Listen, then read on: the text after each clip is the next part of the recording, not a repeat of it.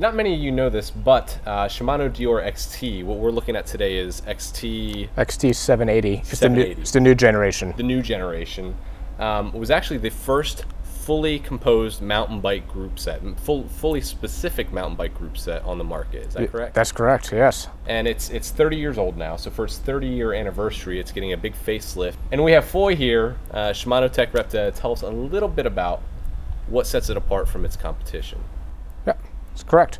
So one of the big things with all the new Shimano Dynasis stuff, including the new 780 XT stuff, it's a mountain bike specific 10-speed drivetrain. We didn't borrow any road technology and try to adapt it to a mountain bike just to make it work.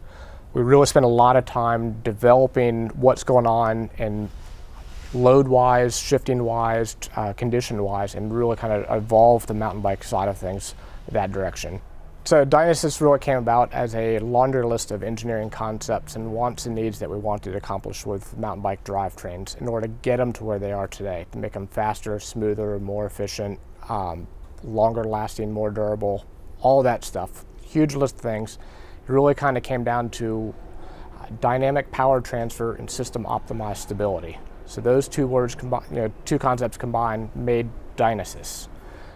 The power transfer part is really looking at efficiency of the drivetrain, faster, smoother, more efficient shifts, and more efficient working with the bicycle itself.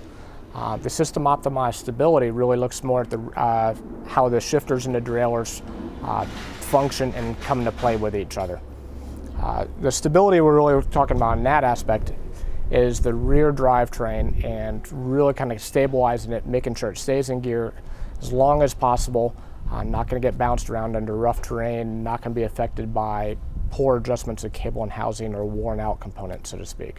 So kind of stability, staying in gear longer, staying in adjustment longer, right where you need it, and then the power transfer aspect of getting everything efficiently wrapped up into one complete package that works together. Got an asymmetric mountain bike chain, 10-speed specific mountain bike chain, specific outside plates, specific inside plates. The reason why it's designed that way is basically your outer plates of the chain are responsible for hitting the shift ramps on the chainring, which are a different size and shape than the shift ramps on the cassette.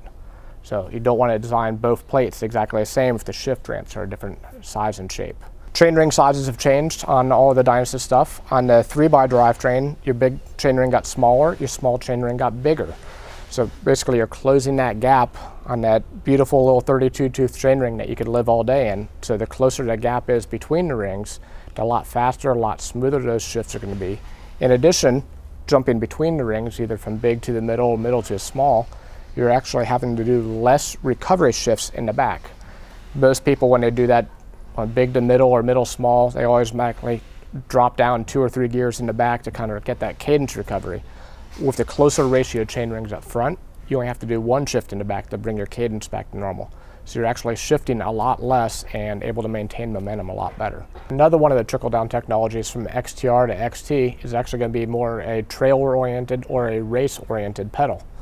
Right here we have the trail-oriented pedal. So you can see it has a larger platform around the outside and a huge increase in pedal shoe contact area. So that's going to significantly reduce, if not completely eliminate, any kind of side-to-side foot rock of your shoe on the pedal. The additional larger cage and larger pedal shoe contact area as well is going to allow for the trail-oriented rider that might not have a carbon-soled mountain bike shoe. Has a little bit more flexible sole for walkability or jumping, things like that. It's going to give them that kind of pedal shoe support that a rider on a race-oriented pedal with a carbon sole is going to get. Well, Foye, thanks again for stopping by. It's my pleasure. Awesome to hear a little bit about XT. Can't wait to ride it. Yeah. Next time you come by, bring a bike my size. I can do that. All right. I can do that for sure.